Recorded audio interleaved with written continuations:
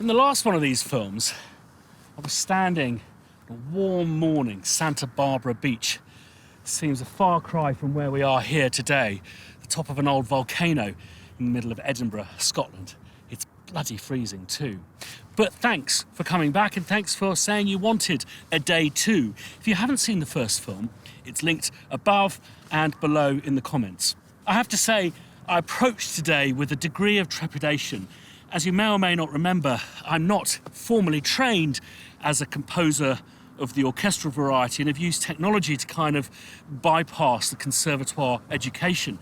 As a consequence, my chops will start running thin over day two. You may get a day three out of me at best. And in fact, when looking at day one, I see that within, I think, half an hour, I get you about, I'd say 60, maybe even 70% of what you'll need to use on a day-to-day basis. You'll see that today it'll probably be longer, and it'll only probably get you up to kind of 90, 95%. Beyond that is the territory of the true experts, the Andrew Blaneys and the Ben Valfishes. I guess the next step of what we've got to look at with orchestral programming is moving along from using predominantly ensembles patches, the ones which are combinations of sections. If you remember, we break the orchestra into choirs, woodwinds, brass, strings, and within, say, for example, strings, there are sections: first, second, violins, violas, cellos, basses. The same for brass and for woodwinds. And obviously, you can subdivide those into divisi sections, so you split them in half, or indeed get someone within that section, usually what's referred to as the principal, to play a solo line. This gives us such a kind of multitude of timbral opportunity. And that's what we're going to do today, is we're going to move away from the ensemble way of thinking, the pad, the synthy way of thinking, and thinking more in the sense of the individual sections. And the best way to think of it is these are no longer fingers, they're voices. Most musical instruments are designed to play just one note at a time. Certainly brass, woodwinds, violins, cellos, they can play more than one note, but it's not really how the instrument is designed, which is why I guess the piano and the guitar dominate as the preferred compositional tool. Us composers think of things in chords and in pads and in blocks. We need to tear ourselves away from that thinking, because the people who are playing those chords and pads and blocks are thinking in single voices, in passages, in melodies, sub-melodies, counterpoint and accompaniment. So let's get down to the shed. Now, not that I need much excuse to buy stationery. I think the best way to review your own work is to have a notebook and a pencil. It's a lovely new notebook this year from Olafur. Thank you, Olafur. And just to sit back, listen to your work, and just to make a list of things that you feel you can do to improve the piece. This doesn't have to be just be for orchestral stuff. I know many kind of EDM producers who do the same thing. Just listen to it in a kind of mindset of just real deep analysis, and just note down all the bits you want to address. So let's have a listen back.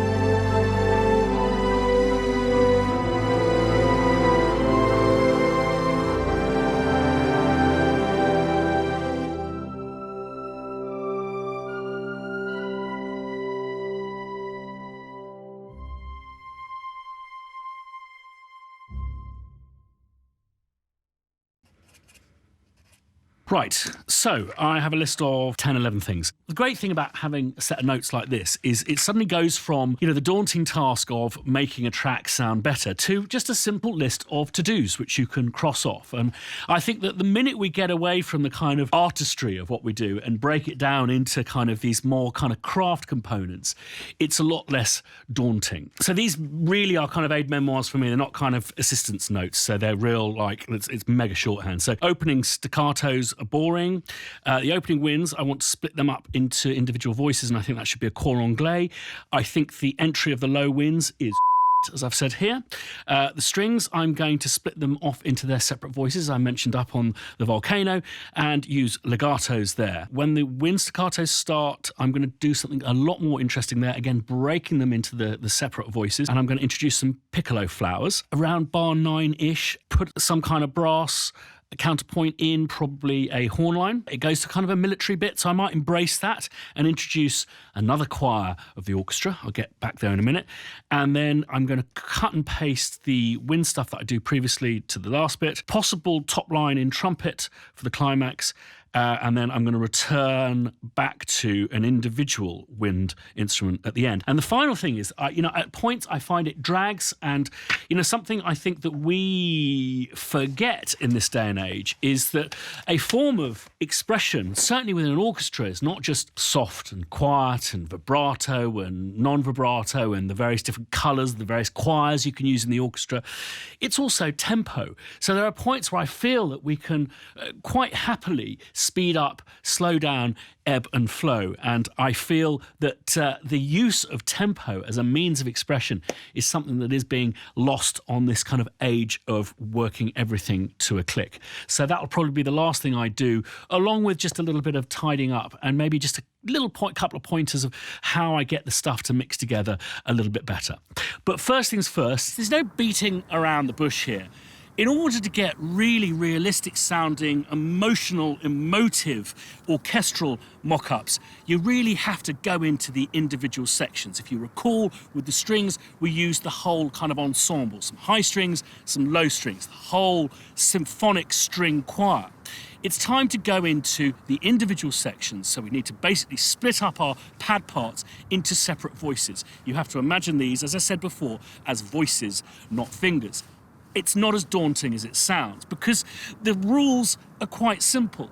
First violins play at the top, second violins are next down, violas underneath the second violins, cellos underneath them, and basses right at the bottom.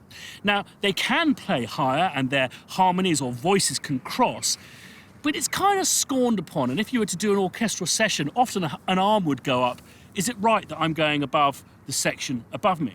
So this actually makes our job nice and easy. All we need to do is divide up our fingers into the different registers. Now, where their ranges are concerned, the samples will tell you where their comfortable ranges are, in the sense that they'll run out when you're getting a bit unreasonable. But really, the rule is that all strings, first, second, violas and cellos, can go pretty darn high. In fact, cellos sound awesome pretty high up, whereas the basses start to sound a little bit wobbly.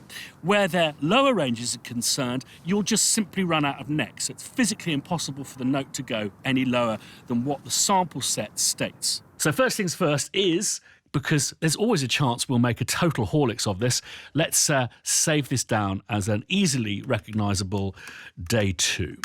Now, splitting these string lines up. If you recall, we had a kind of a high string line and a low string line. So I'm going to split them into the basic 5 different components of a string section, which is the first violins, second violins, violas, cellos, and basses. We mustn't be too puritanical about the way in which we arrange our kind of MIDI strings. I see many very successful composers using a combination of ensembles and the individual voices. So what I'm going to do is I'm going to pull up some individual voices and blend them in with these Albion ones. The advantage to that is my favourite string library is the chamber strings library made by Spitfire. It's a much smaller sounding string library, but it gives you huge amounts of detail. So I'm going to get the weight from Albion 1 and the detail from chamber strings. So let's pull these up. Now, if we recall, legatos are a monophonic, one note at a time technique where the actual transitions between the notes have been recorded and are basically inserted cleverly between the notes that you play, provided you join up the notes. Now, on chamber strings, we have these performance legatos, whereby you can select different types of transition with the different velocities that you play with. So if I play loudly, we'll get bowed. If I play it kind of in a middle range, we'll get fingered.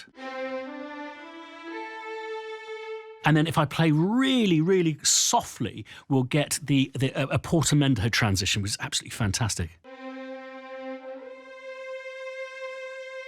Which again is another way of adding some expression, some power to what you're doing.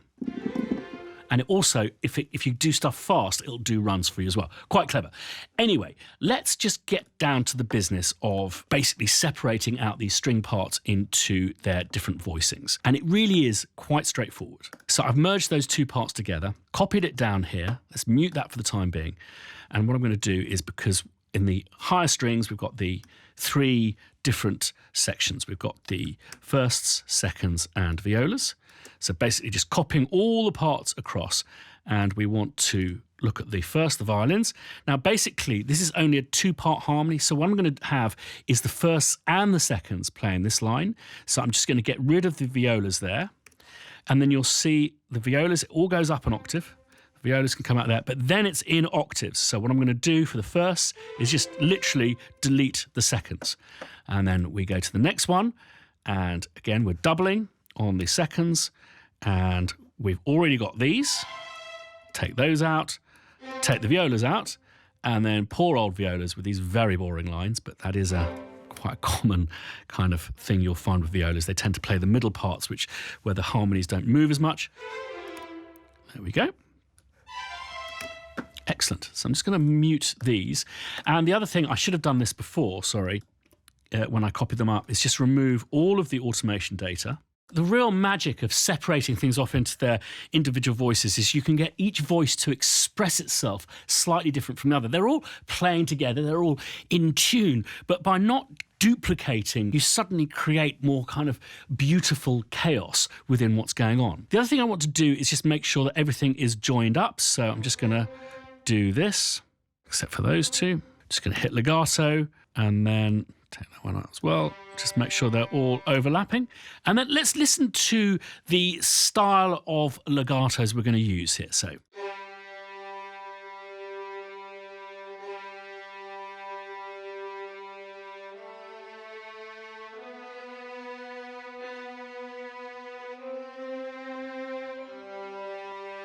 Very nice. So let's have a look at the velocities here. And basically, I'm going to change the legato bowing styles so that we've got bowed, fingered, then bowed, and then this nice gap here. I think it would be great if we were to do that portamento. So let's hear what that sounds like.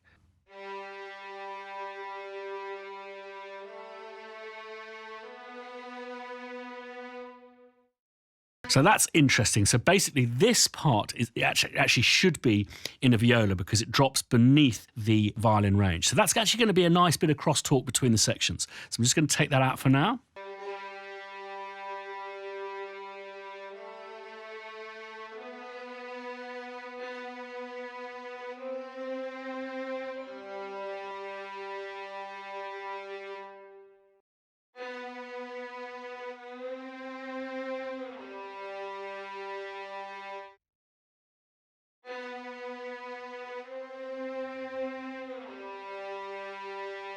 Excellent. So let's have a look at the second bit now. Let's make this all legatos, and then let's accept the repeated notes.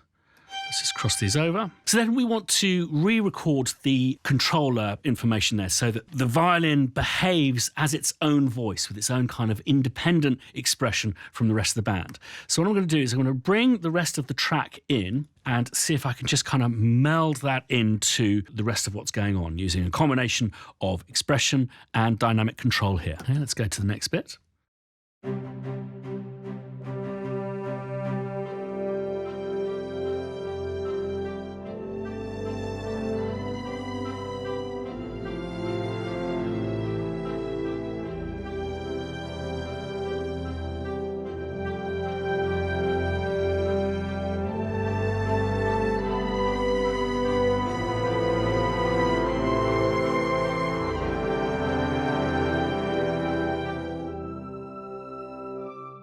Great. So let's have a look at the seconds. And again, we're going to have that issue with these going too low. Legato, force legato, and make sure they overlap.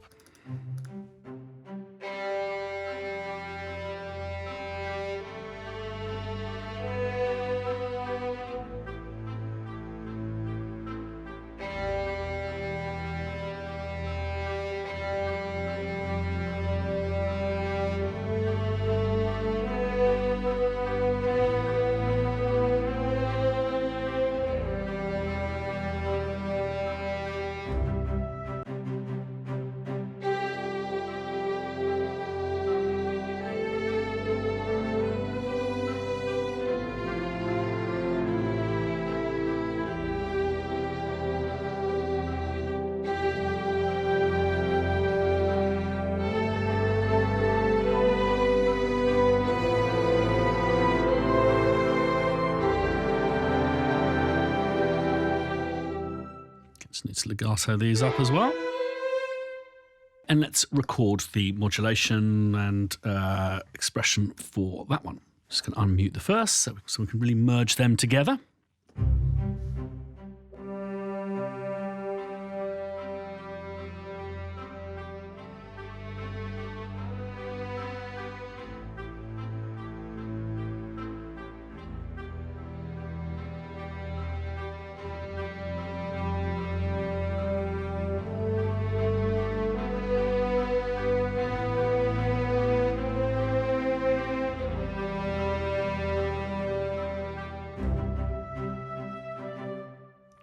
And let's have a listen to this one as well.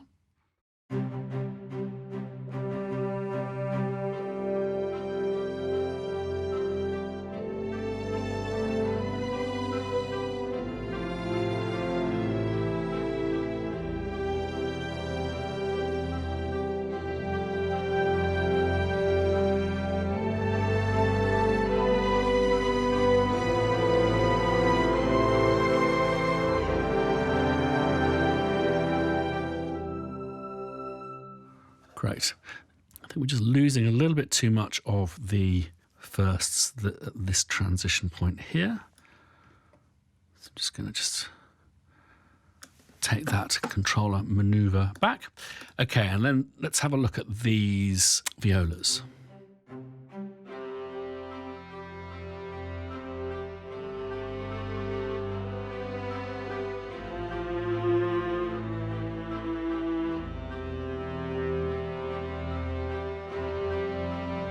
Okay, so let's select some nice little transitions there.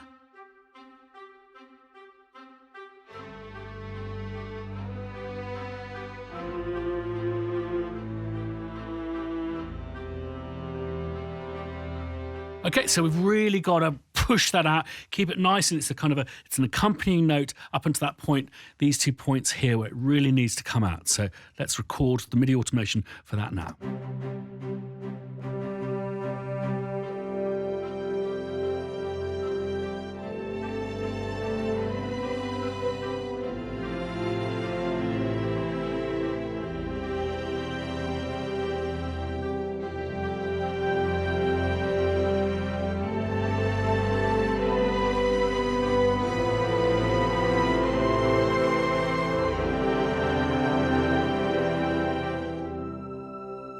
Great. So let's title all of this up. We're going to go seconds.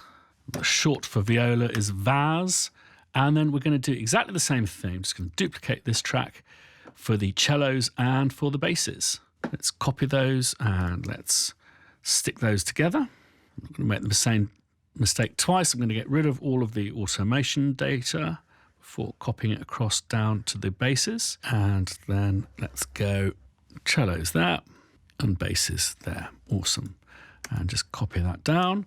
And then same as before, nothing too complicated here, just they're working in octaves. So we're starting with the basses, take the cellos out, and then take the basses out of the cellos, which you don't hear because it's below their range. Cellos are actually called violoncellos, so the short for them is VCs, but whatever, this is for an aid memoir for you. CBs, contrabasses, is their kind of short acronym there. And then let's just have a look at these. And let's make them all nice and joinedy-uppy. Let's do that. And the same with the basses.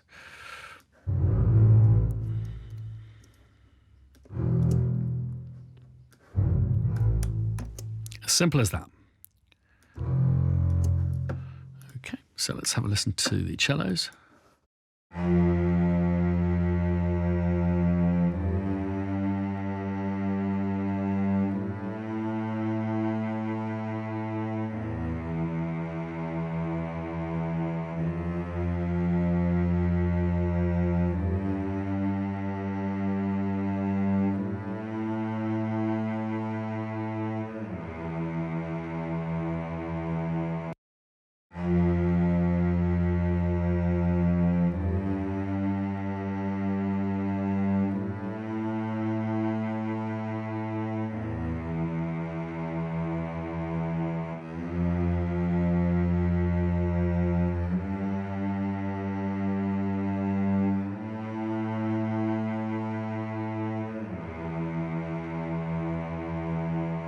Okay, so let's have a go at recording the automation for that, the controller data for that.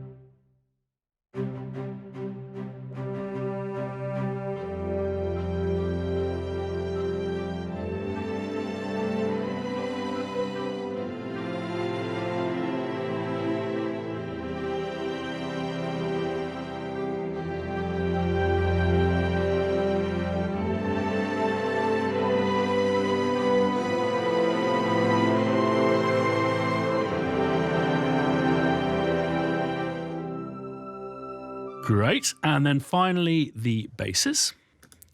So don't need to alter the bass velocity because this only has one kind of style of legato. So I'm just going to mix it in with the MIDI controller.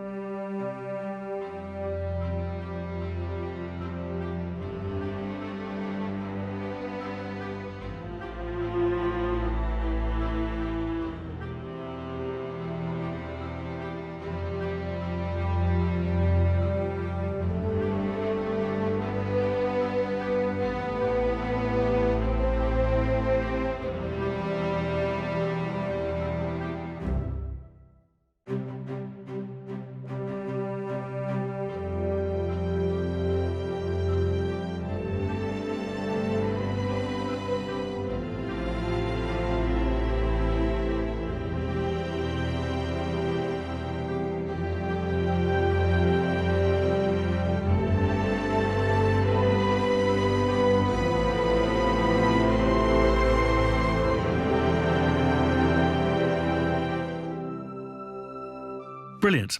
That's separating off the strings into their various different voices. Now, because I'm using a smaller string sound than the Albion 1, which is a really big, ginormous string section, it has kind of gone a little bit thinner in aperture. So what I'm going to now do is add back the original Albion 1 so you can hear how we blend a combination of really hyped ensemble sounds and these slightly more intimate, more detailed chamber sounds. Now, what I have noticed is I've actually stupidly deleted the original low CS. So I'm just going to grab that from, talk about making a Horlicks, I'm going to grab that from the previous version. So if we just quickly go here, there we go, rescued. So it's going to be interesting to see how these kind of mix and meld together.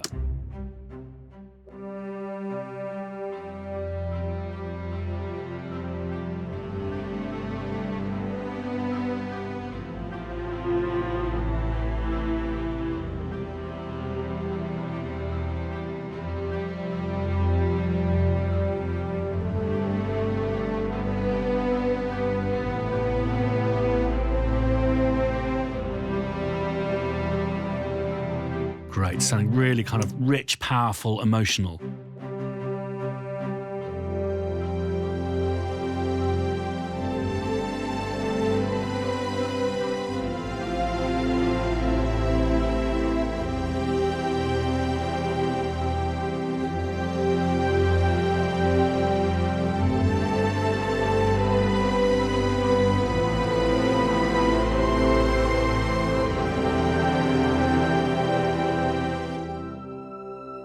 Great. Now what I'm going to try doing is just doubling up this part here.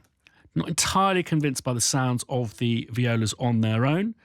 So I'm just going to do this, use all of the same controller data. And let's just hear what that sounds like. So basically, ostensibly, I'm dividing the cello section into two.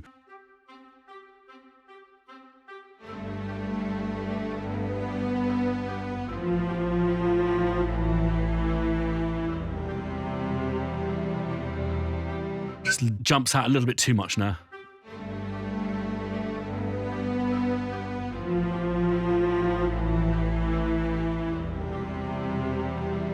Okay, that's quite good. Let's just have a look at the data here. I think what we need to do is just have it coming in just a bit softer. I like where it gets to.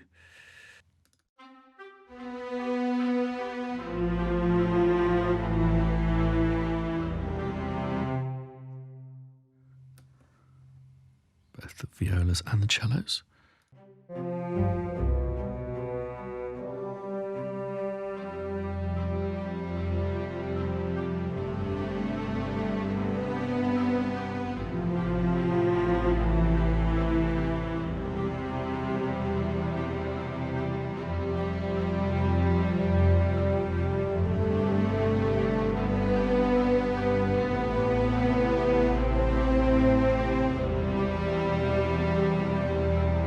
Great, so that's task number one done. Like with the strings, we've been using basically woodwind ensembles, which sound great, and we're going to leave some of these in. But I find, particularly with woodwinds, by going into individual players, not just sections of 2 or 3, but actually solo players, you get these lone, very personable voices. This is where we can really increase the kind of emotive content of the orchestral piece that we're writing. So what's next up on our shopping list? Okay, the opening winds, I'm going to take off it being an ensemble.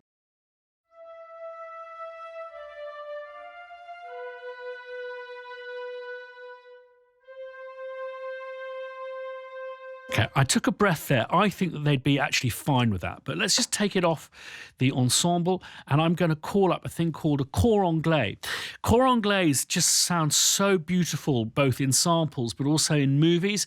So often they're mistaken for oboes. The number of times I have directors going, I'd really like an oboe to kind of lead this score. And when they hear the oboe, it's like, I think, well, what you actually mean is it's a cor anglais. It's a slightly richer sounding instrument. So let's have a listen to that, also known as the English horn. And you'll see it comes with the legato in there. Absolutely beautiful. So let's just pull that down and have a listen to that.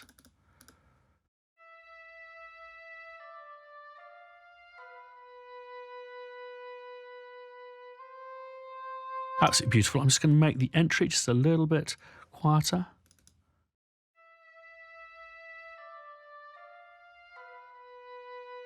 That's great.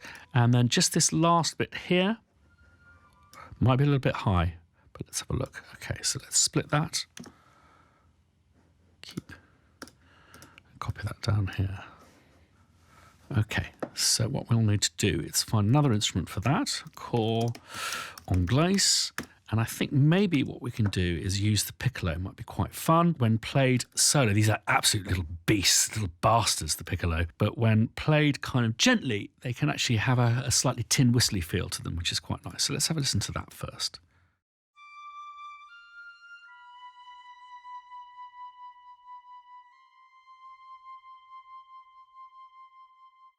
Very nice indeed. I'm going to call that pick legato. So these are the long woods. Let's have a check of those.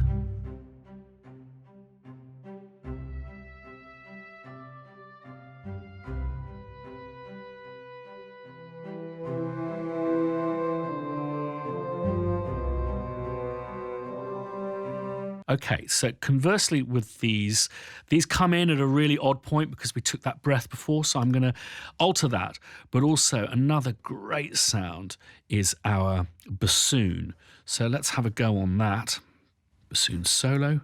Because it's a kind of, it's got a double reed, there's a similar sound to the cor anglais. It's kind of part of the oboe bassoon family. So it's almost like a deeper cor anglais. So there should be a nice relationship with the two of those.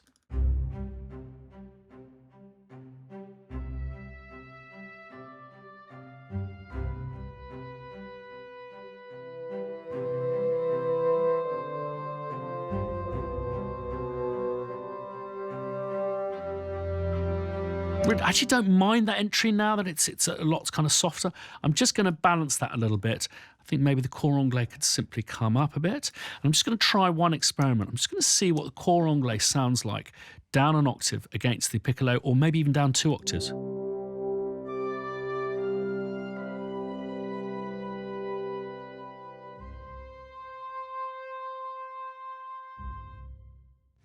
I like it. I'll reserve judgment on that. I might prefer just the lonely piccolo. I mentioned the staccatos notes here, or spiccatos. I found them a bit boring.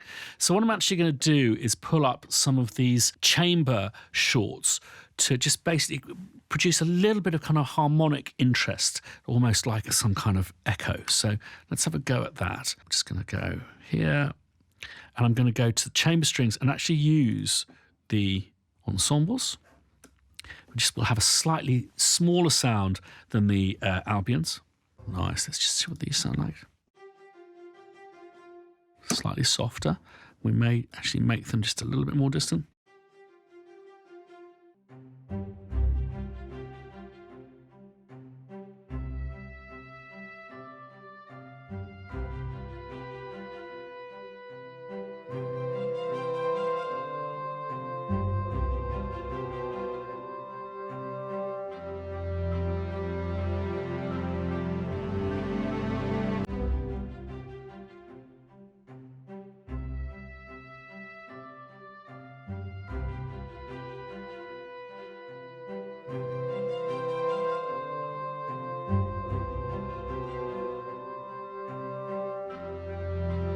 Okay, that sounds great. So that's a chamber stack. And then I'm just going to try stacking that with a col legno, which is the back of the bow, kind of hitting the string. That's interesting.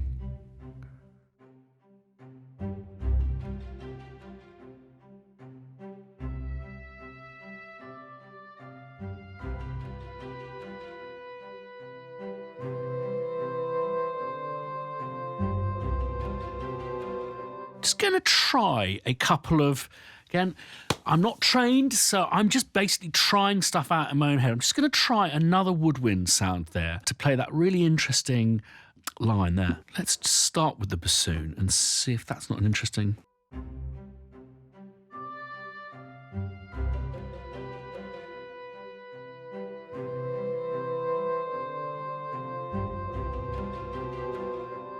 Excellent. Let's see if there's not another sound we can find. Let's just have a little look at a bass clarinet. Such a great sound, this.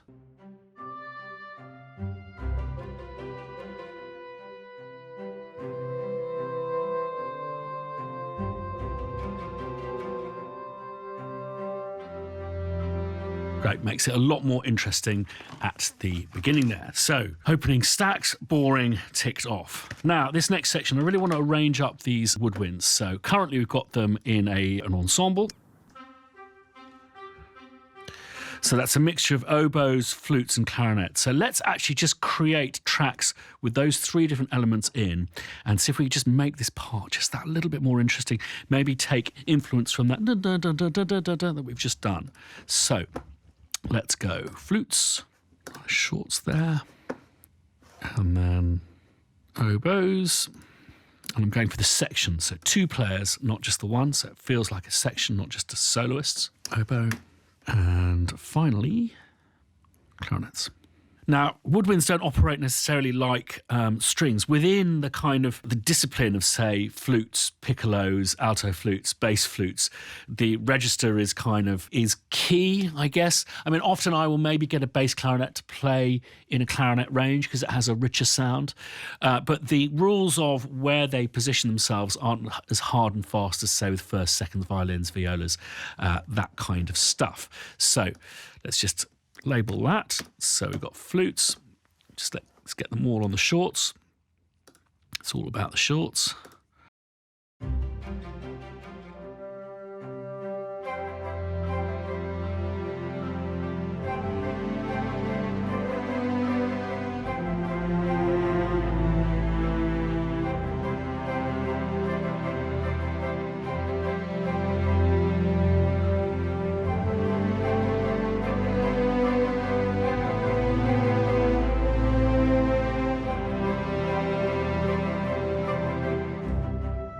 Okay, so let's try these answering phrases.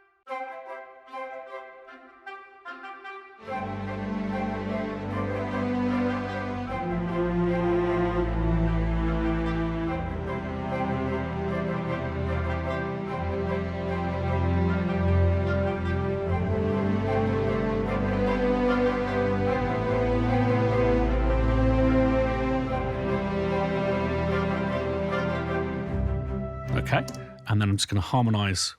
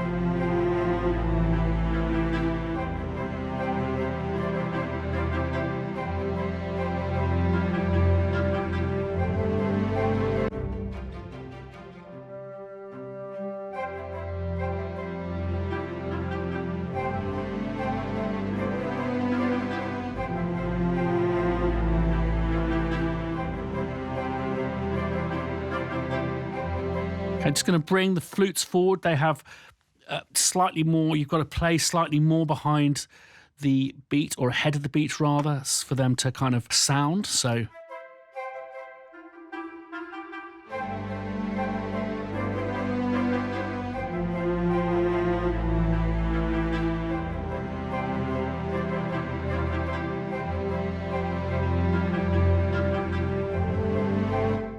just going to take away that original boring part, and I'm just going to up the old velocity for that bit because it's much more of a climax.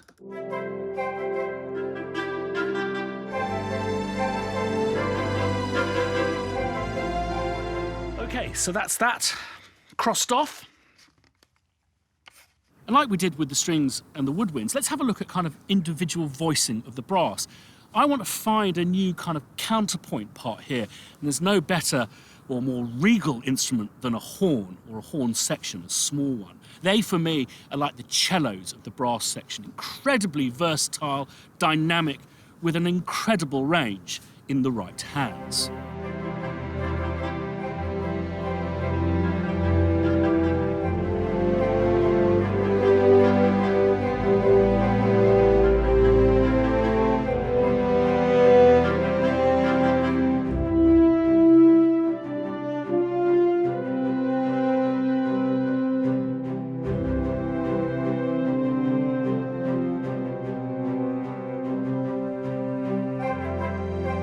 Bit of a howler there. Just have a little bit of a very emotional line, that I feel. Well, that's the nice horn part, very happy with that. Okay, brass counterpoint. Now I was going to put a trumpet climax at the end, so again, not a huge section. Let's just call that horn, hun, and then do another little track.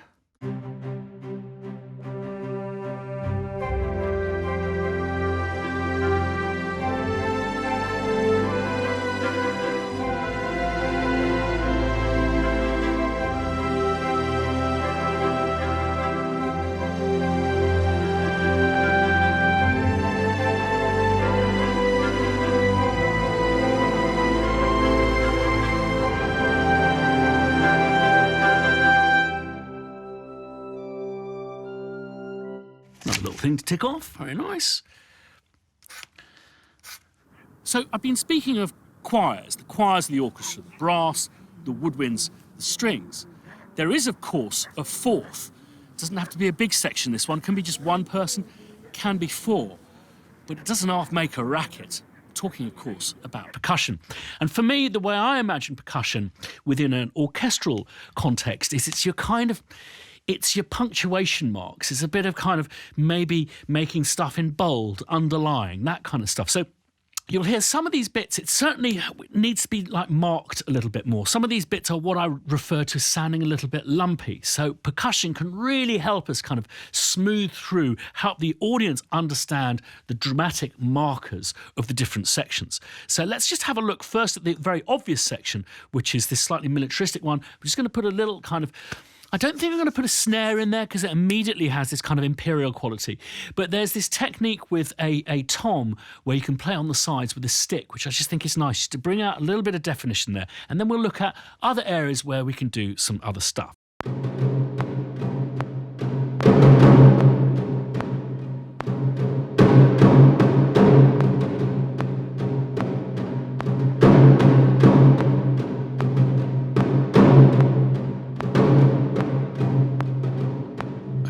So what I'm actually going to do is I'm just going to completely even those all out. So let's just go note velocity. I'm going to use this thing. Oh, nice. Just see how it sounds on there.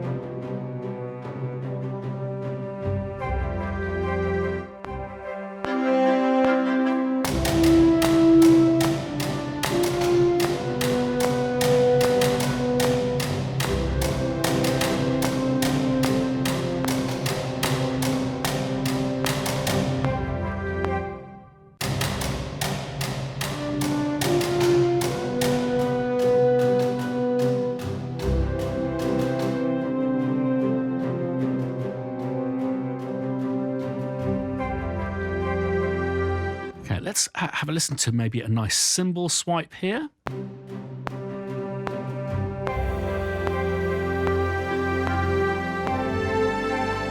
Let's see if we can find some bass drums, just for a little bit of punctuation in the bottom end. So let's go again to drums low.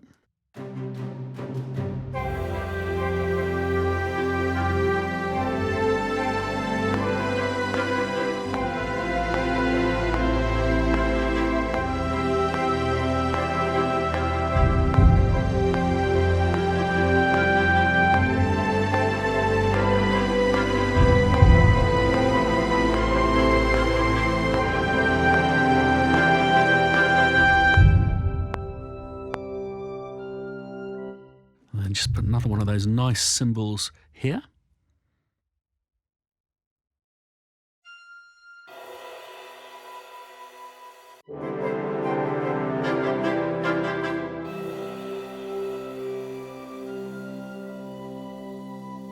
Good stuff. So that's another tick off there. The final part of the puzzle is tempo, and this is something I feel that we often forget is a form of expression, particularly within orchestral music. Okay, so let's start just a little bit slower. I'm going to go to tempo operations. Start 65. Let's get to 75, and we'll go in 8s. So let's have a listen to how that sounds.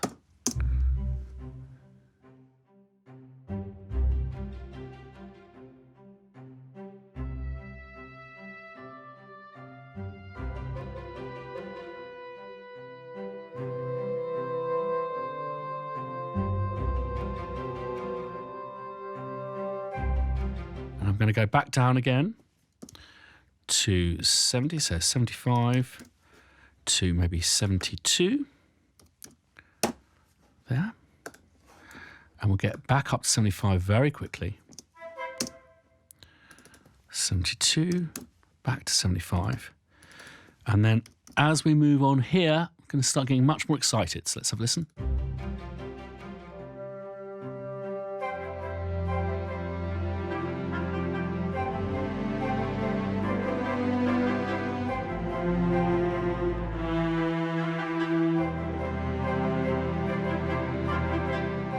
Yeah, from 11, I really want to feel this getting considerably faster.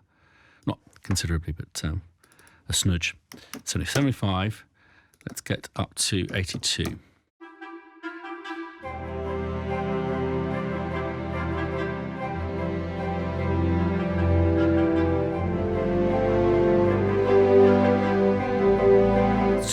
Too fast, 78.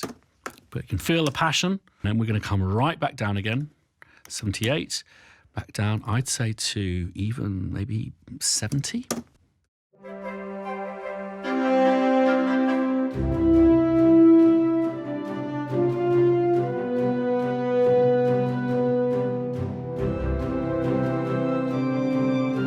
Back up to 75 there.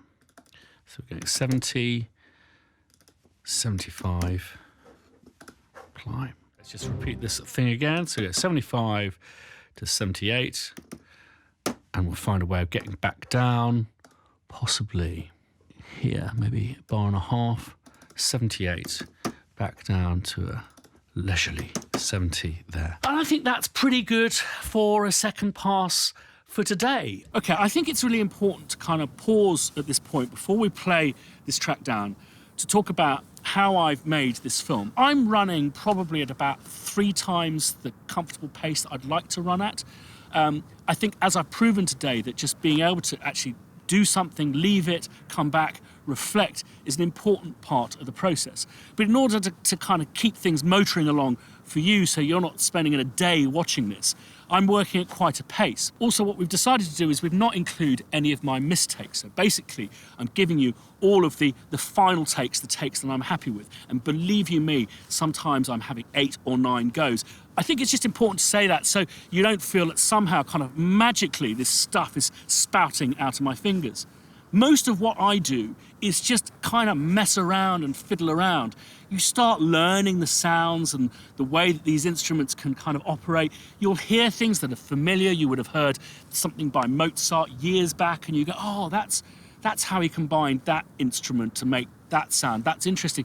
So you start kind of logging stuff in your own head.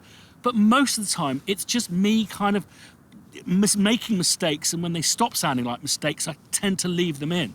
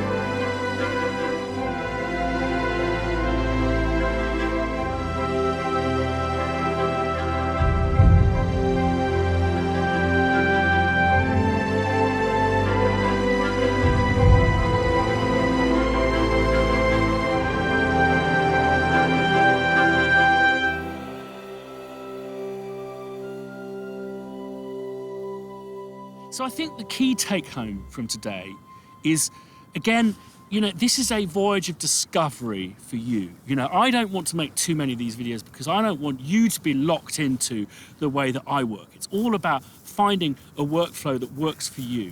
If it sounds right, if it sounds good, then leave it in, even if you feel that it might be breaking certain rules. As always, The quality of what comes out of your fingers, the quality of the decisions you make will be based on your own personal heritage, the music that you have listened to all of your life. So make sure you put the good stuff in your tank. But most of all, don't fear orchestral. Just dive in and have a go. If there is another day, a day 3 that I could do, let me know if you'd like to see that. I think I've got something quite fun in my head, but that'll probably be it. That is the length of my 25 years of working out how to do this orchestral stuff.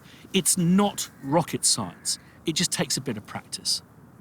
Thanks as always for watching. If you haven't subscribed to the Spitfire channel, there's loads of amazing content in there and coming up. So hit the subscribe button if you want to be notified the next time we put a video up. Ding that bell. And if you've liked this video, one of those would be most appreciated. See you next time.